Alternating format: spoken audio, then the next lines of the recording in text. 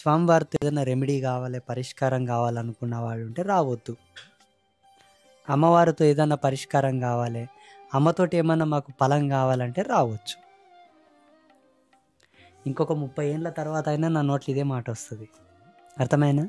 అసలు అంటే వాళ్ళు ఈ సమాజం కానీ ఏదైనా మిమ్మల్ని స్టార్టింగ్ స్టేజ్ నుండి కూడా తక్కువ చేసే ఉంది కదా. మిమ్మల్ని సాధన చేసుకొని లేదు, పూజ చేసుకొని లేదు, గుడి కట్టుకొని లేదు, తిరగని లేదు.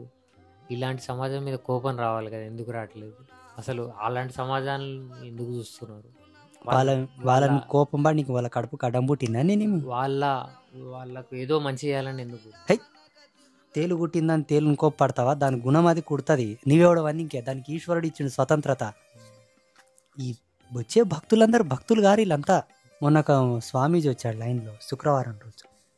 జట ఉంది బాగా, అమ్మవారికి కొలుపు చెప్తాడంట.